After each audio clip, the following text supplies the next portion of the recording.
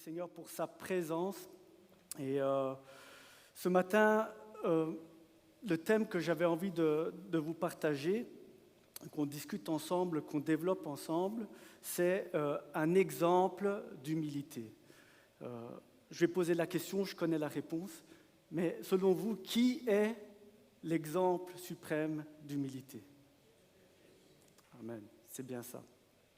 Et c'est le thème qu'on va voir ce matin. Et l'humilité est vraiment une clé. L'humilité est vraiment une clé qui est puissante. Il y a vraiment quelque chose de particulier qui se cache derrière ce mot. Et ce matin, c'est ce que nous allons voir. Avant de commencer, je vous propose qu'on prie pour la parole de Dieu. Amen. Seigneur, je veux te remercier, te dire merci parce que tu parles à mon cœur, tu parles à nos cœurs. Seigneur, je me souviens d'une phrase qu'un pasteur a dit un jour, « Prépare-toi comme si tout dépendait de toi, mais garde à l'esprit que tout dépend de Dieu. » Et ce matin, c'est ce que je veux faire. Tout dépend de toi. Seigneur, je veux vraiment me remettre entièrement sous ta direction. Seigneur, afin que tu puisses parler au cœur de ton Église. Au nom précieux de Jésus-Christ. Amen. L'humilité, donc, est une puissance.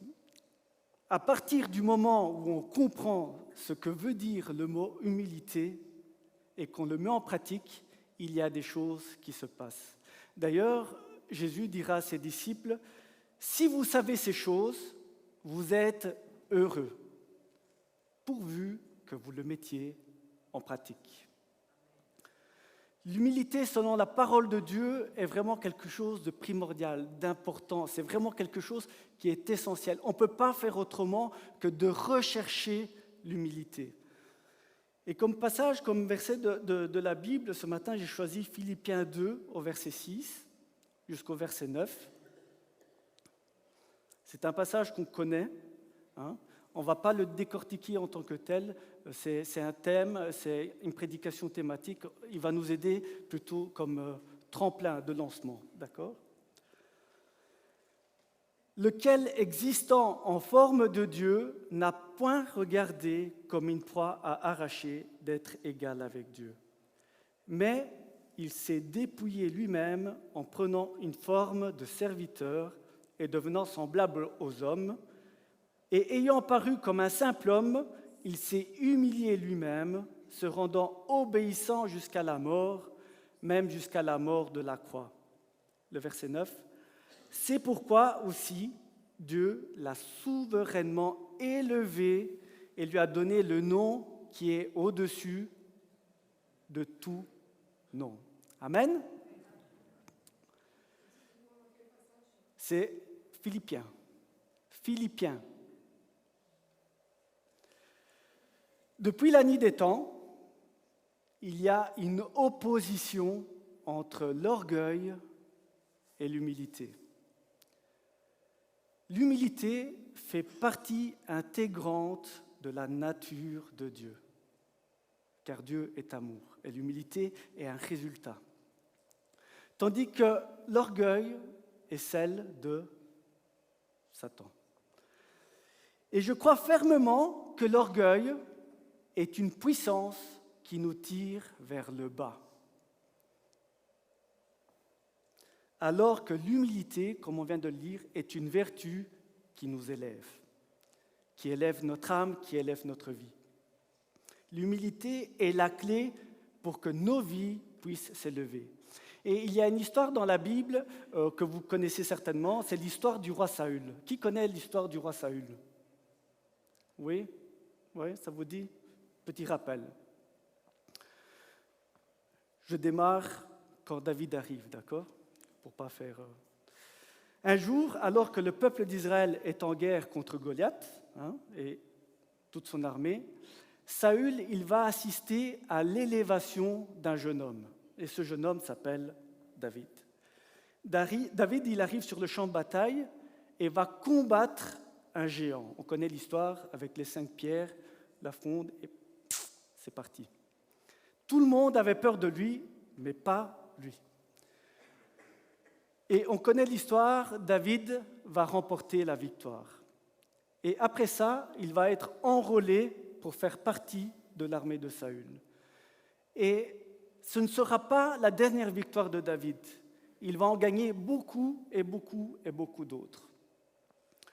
Ce qui se passe, c'est qu'un jour, alors que David rentre en ville avec ses troupes, il y a certainement les jeunes filles célibataires du village qui commencent à chanter « Saül a tué ses 1000 et David ses 10 000 ». Imaginez un peu la scène, le puissant roi Saül, le beau roi Saül, le fort roi Saül, il perd la cote. Les jeunes filles ont le regard que pour David. Jusqu'à présent, c'était lui le plus beau et le plus fort, mais un jeune garçon, plus jeune, plus beau, plus fort, est arrivé. Et la Bible va dire que le cœur du roi Saül s'est assombri. L'hameçon de l'orgueil, de la jalousie, va envahir son cœur. Et il va laisser les ténèbres imprégner totalement son cœur. Et on connaît l'histoire, il va avoir une fin tragique. Frères et sœurs, l'orgueil est une puissance qui nous tire vers le bas. Mais l'humilité est une vertu qui nous élève. D'ailleurs, dans la Bible, on lira que Dieu résiste aux orgueilleux, mais il fait grâce aux humbles. Dieu, il ne peut que résister aux orgueilleux, parce que l'orgueil est à l'opposé de la nature de Dieu. Plus tu t'abaisses, plus tu t'humilies, plus tu courbes tes genoux devant Dieu, et plus Dieu te fait grâce. Plus Dieu t'élève, plus Dieu te fait monter dans sa grâce. Notre exemple d'humilité, c'est Jésus. La Bible nous dit que Jésus n'a pas regardé. Alors qu'il était l'égal de Dieu, par humilité, il s'est abaissé jusqu'à nous. C'est pourquoi Dieu l'a élevé et qu'au nom de Jésus, tout genou fléchit. Amen. L'humilité, c'est vraiment un principe spirituel qui est vraiment particulier, qui est vraiment puissant. L'humilité est vraiment la clé de l'élévation. Jésus s'est humilié, Jésus s'est abaissé, c'est pourquoi Dieu l'a élevé. Et c'est un chemin que Jésus vient nous montrer sur terre. On a l'exemple du passage quand Jésus vient laver les pieds des disciples. Il a vraiment montré l'exemple. Alors qu'il est Dieu, il s'abaisse. Il fait une tâche que personne ne veut faire. Il s'est abaissé plus bas. Il s'est abaissé jusqu'au sol. Pour faire quoi? Pour laver les pieds de ses disciples.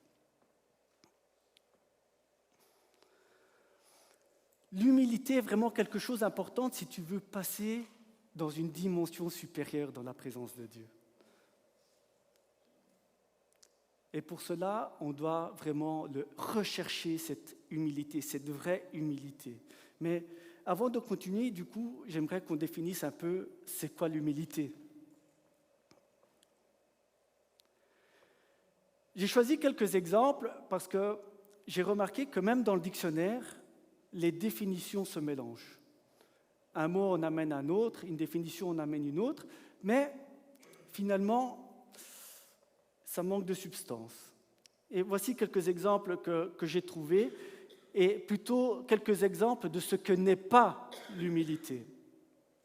L'humilité, ce n'est pas d'être invisible. Il y a des gens qui pensent qu'être humble, c'est être quelqu'un que tu ne vois pas, être quelqu'un d'effacé, quelqu'un qui est discret, quelqu'un de timide. On pourrait parfois même penser qu'être humble ou être dans l'humilité, c'est avoir un peu ce sentiment de manquer de confiance en soi. Mais en vrai, ce n'est pas parce que tu es timide que tu es humble. Tu peux être très très timide dans ton coin et être orgueilleux. Et au contraire, tu peux avoir un caractère, une manière de faire vraiment très très expressive et être humble. En fait, le fait d'être extraverti ou introverti, c'est juste un trait de caractère. Ça ne fait pas d'une personne une personne humble. L'humilité n'est pas non plus, comme on a déjà certainement tous entendu, quand on reçoit un compliment, on dit merci, mais tout de suite après, on s'empresse de dire « mais ce n'est pas moi, c'est Dieu ». Ça, ce n'est pas l'humilité. Alors bien sûr, il peut y avoir des personnes que dans cette expression, ils disent mais « je rends toute la gloire à Dieu, parce que c'est lui qui m'a donné ce don ». Mais parfois, il y a un sentiment de fausse modestie qui se cache derrière ça. « Ah non, non, non, c'est pas moi, c'est Dieu ». Mais en vrai, à l'intérieur, on a le cœur gros. « Ah, je suis vraiment content qu'il me l'a dit. » Ah, vous voyez ce que je veux dire? Vous êtes avec moi? Ok. L'humilité n'est pas une question de position ou de comparaison, d'échelle sociale ou de puissance.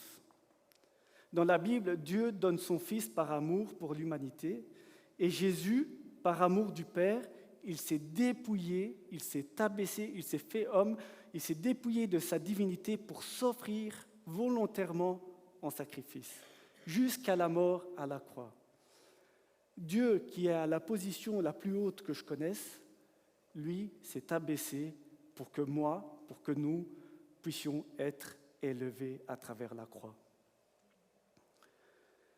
L'humilité, c'est une affaire de cœur. C'est un état. Être humble, c'est aimer la vérité plus que soi. C'est penser que nous sommes toujours dans une position d'apprentissage. Quelqu'un qui est humble a une soif d'apprendre. Quelqu'un qui est humble ne s'arrête jamais d'apprendre. Il ne pense jamais qu'il est arrivé, il ne pense jamais qu'il n'a plus rien à apprendre de qui que ce soit. Au contraire, l'orgueil, c'est ce que fait l'orgueil. Moi, j'ai rien à apprendre de quelqu'un d'autre, je connais. L'humilité, c'est être honnête envers qui nous sommes. Je ne suis pas plus, je ne suis pas moins, je reconnais qui je suis, dans mes forces et dans mes faiblesses. Je reconnais mes forces, je reconnais également mes faiblesses, c'est ce qui fait de moi ce que je suis. Bien évidemment, avec juste la définition d'avant, ce n'est pas que je me crois autosuffisant, c'est je suis vraiment dans cet état de cœur, je dois évoluer, je dois grandir, je dois être la meilleure version de moi-même pour le royaume de Dieu. Vous êtes d'accord? Amen. Et d'ailleurs, lorsque Dieu a créé Adam et Ève, la Bible nous dit qu'il les a placés dans un jardin qui était magnifique, grandiose, le jardin d'Éden. Et l'harmonie était totale. L'homme et la femme vivaient en paix, l'homme était en paix, il n'avait pas de problème avec lui-même, il était en paix avec sa femme, magnifique. Quand on est en paix avec sa femme ou son mari, tout va bien, n'est-ce pas? Les couples, vous êtes là? Ils étaient également en paix avec Dieu. Et Dieu les a placés là, il leur a tout donné, ils devaient travailler, cultiver, ils devaient s'occuper du jardin, mais il leur a donné une directive. Vous pouvez tout manger, sauf cet arbre-là de la connaissance. Dieu il n'a pas placé l'arbre là pour dire « tiens, je vais un peu les ennuyer ». Non, c'est juste parce qu'il nous aime et qu'il nous donne notre libre arbitre, le choix, la position de faire nos propres choix.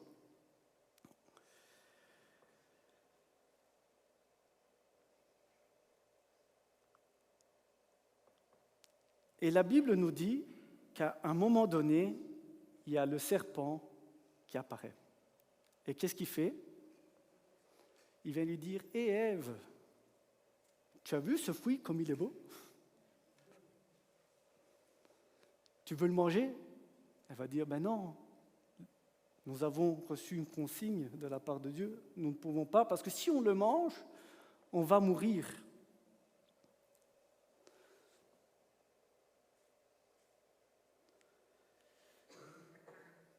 Et là, l'ennemi, qu'est-ce qu'il va faire?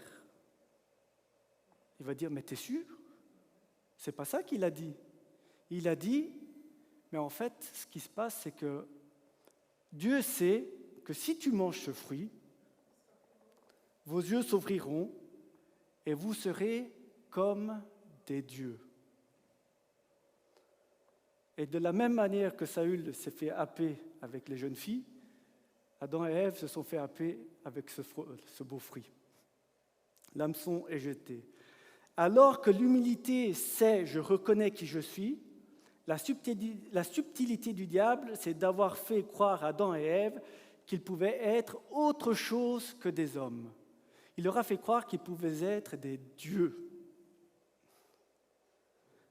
Et ça, c'est l'orgueil. C'est qu'il peut te faire croire que tu peux être quelqu'un d'autre. Alors que Dieu a prévu qu'Adam et Ève soient des hommes, le diable vient proposer autre chose. Ah oui?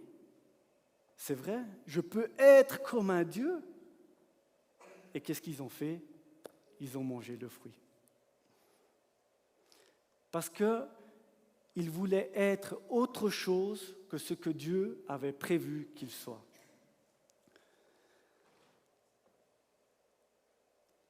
Il y a un détail qui est intéressant. De quoi Dieu, avec quelle matière Dieu a créé l'homme? La poussière de la terre. Okay? La Bible nous dit que Dieu avait tout créé et il a pris la terre et il a façonné l'homme.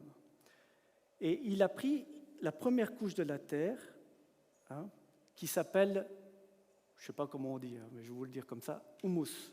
Alors, ce n'est pas l'humus avec les pois chiches, ce n'est pas celui-là, c'est H-U-M-U-S, d'accord? Et lorsque Dieu a créé l'homme, il a créé avec cette partie-là de la terre. Et c'est intéressant de savoir que la racine du mot « humble » vient du latin et qui est « humus », signifiant terre, homme, humilité, humanité. En d'autres termes, c'est quoi l'humilité?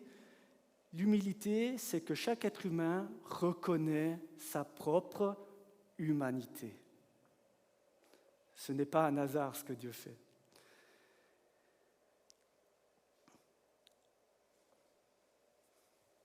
Dieu est Dieu et moi je suis un homme. Avec mes forces, avec mes faiblesses, avec le talent qu'il m'a donné, je ne peux pas tous les avoir. C'est pour ça qu'on travaille en équipe. C'est pour ça que chacun a des dons différents, pour qu'on travaille tous ensemble. C'est tout simplement ça l'humilité. L'humilité, c'est de reconnaître ce que je suis et ce que je ne suis pas. Pour que quand on essaye, parce que en fait le problème c'est que quand on essaye d'être quelqu'un d'autre, alors c'est là que les jugements arrivent. Parce que alors là on devient dur, on devient orgueilleux, on essaye de se mettre à une position qui n'est pas la nôtre. Et alors là, on commence à juger tout le monde. Et tu as vu lui, et tu as vu l'autre, et pourquoi il n'a pas fait ci? Moi, je fais mieux. Lui. Parce qu'il y a cette comparaison, ce truc qui se met en nous, qui dit « je suis meilleur, je suis plus haut ».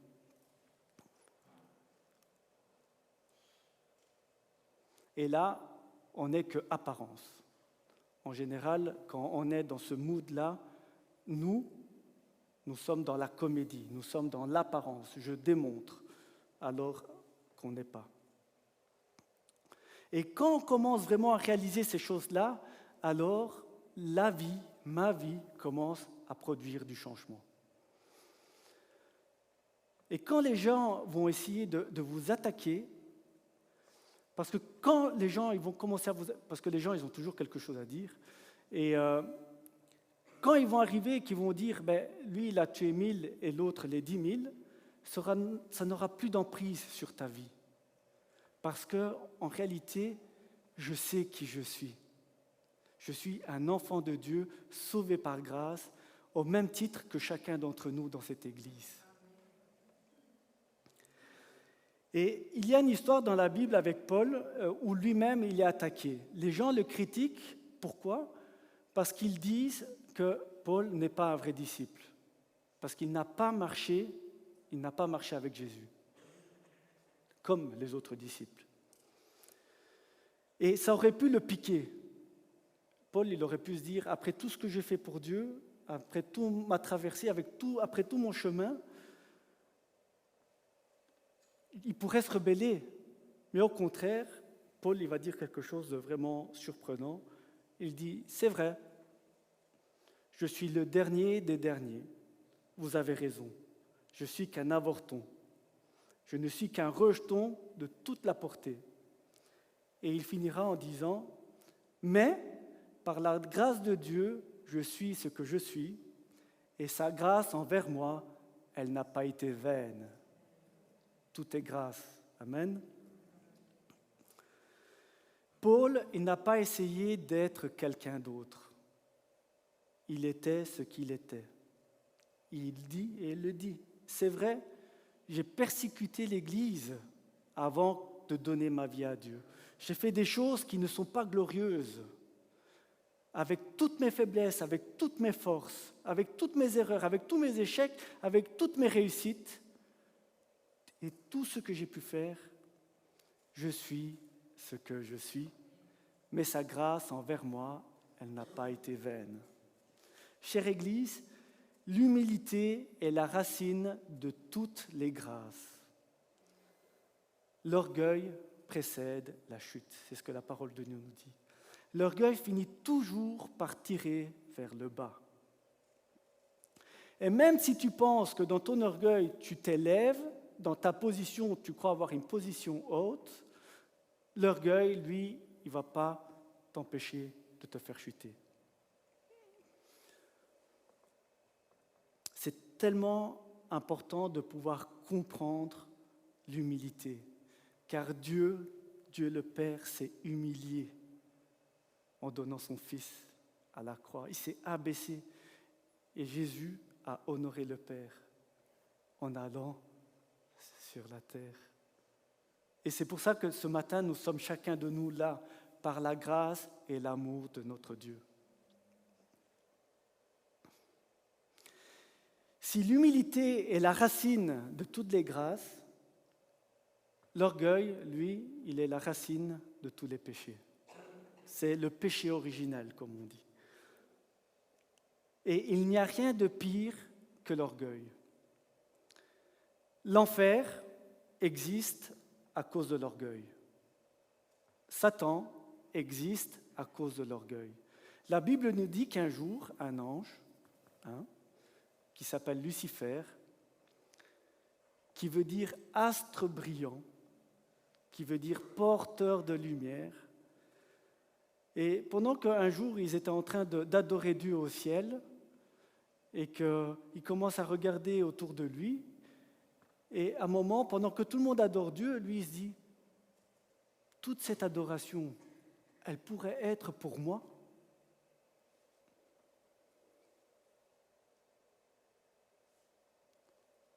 Et c'est là que l'orgueil a commencé à naître. Il a conçu l'orgueil dans son cœur. Il a commencé à faire grandir cet orgueil, au point qu'il a voulu prendre la place de Dieu. Et Dieu qui voit tout, Dieu qui voit les cœurs, qu'est-ce qu'il a fait? Il a pris et il l'a précipité en dehors du ciel.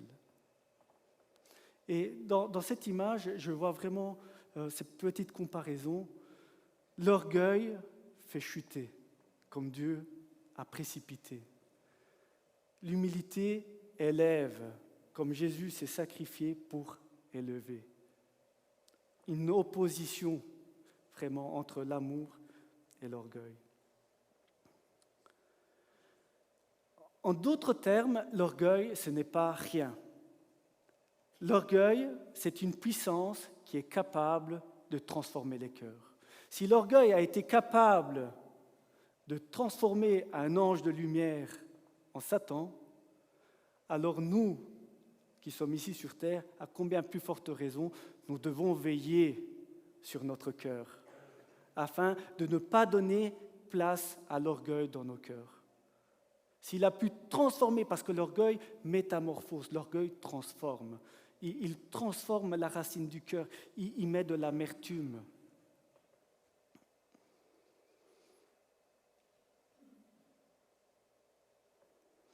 J'arrive déjà à la fin.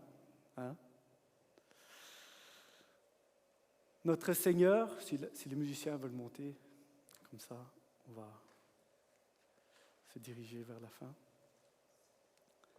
Un exemple d'humilité. C'est ce qu'est notre Seigneur Jésus. Jésus, qui était dans la gloire, dans son ciel, il n'a pas regardé à être l'égal de Dieu par humilité. Et il s'est baissé jusqu'à nous, au point même qu'il n'est pas né dans un palais alors qu'il était le Fils de Dieu. Il est né dans une étable. C'est le roi de l'humilité. Il a marché parmi nous, il nous a enseigné l'humilité, il est mort humblement à la croix pour que nous puissions être élevés. Le paradis nous est offert par la grâce de l'amour de Dieu, mais aussi grâce à l'humilité de Jésus qui est descendu jusqu'à nous. L'humilité a aussi la capacité de nous métamorphoser. L'ennemi, il ne fait que recopier ce que Dieu a créé, ce que Dieu fait. Mais l'humilité est une valeur saine que la Bible nous apprend. L'humilité prend sa racine dans l'amour. Sans amour, il ne peut pas y avoir d'humilité. Et si on dit qu'on est humble alors qu'on n'aime pas, alors on doit se poser des questions. L'humilité, il a une autre faculté. L'humilité a la faculté de réconcilier. Parce que quand on prend ce principe divin et qu'on l'applique à notre vie, si Dieu le Père s'est abaissé jusqu'à moi, alors combien même moi-même, quel comportement, quelle manière de vivre je dois avoir parmi les hommes? Est-ce que je dois être cet homme orgueilleux, cet homme fier? Je ne bouge pas de ma position. L'humilité mène à la réconciliation. Parce qu'en s'abaissant Jésus à la croix, il nous a réconciliés avec le Père. En nous abaissant les uns les autres, ce n'est pas que nous sommes moins que les autres, mais c'est en considérant les autres plus grands que nous qu'on va réussir à résoudre nos problèmes entre nous. Parce que nous avons cette conscience que nous sommes tous sauvés par grâce, que nous sommes une seule famille, que nous sommes tous ensemble. L'orgueil n'a pas de place dans l'Église. L'orgueil n'a pas de place dans le cœur d'un chrétien. Je dirais même que l'orgueil n'a pas de place dans le cœur de l'homme prévu initialement. Et c'est pour ça que Jésus est venu, pour restaurer, pour réconcilier. Il nous a élevés alors que nous étions destinés à l'enfer. Il nous a élevés, il nous a élevés. C'est ce que l'humilité fait. C'est important de se remettre en question, c'est important de comprendre les principes bibliques, c'est important de ne pas se croire supérieur aux autres et de travailler les uns pour les autres. Quand Jésus il lave les pieds des disciples, à un moment Pierre il dira non, pas moi, je ne suis pas digne que tu laves mes pieds. Et là, Jésus il va lui dire, il faut que je le fasse, parce que sinon, il n'y a rien entre toi et moi. Et à un moment, alors Pierre, il va répondre, mais alors lave mes mains, ma tête, mes pieds, lave-moi tout, en entier. Et plus tard, quand il aura fait cet acte, Jésus, il va dire ceci. Il va dire, avez-vous compris ce que je viens de faire? Alors qu'il est Jésus, Fils de Dieu, il est en train de faire une tâche que même les esclaves avaient le droit de refuser. Il lave les pieds des disciples. Il est en train de leur montrer l'exemple à suivre. Abaisse-toi. Si tu veux être élevé, tu dois t'abaisser. Il n'y a pas d'autre solution. Si tu veux être élevé, tu dois t'abaisser. Si tu veux être restauré, tu dois t'abaisser dans la présence de Dieu. Si tu veux grandir, tu dois t'abaisser dans la présence de Dieu. Ce n'est plus moi qui vis, mais c'est Christ qui vit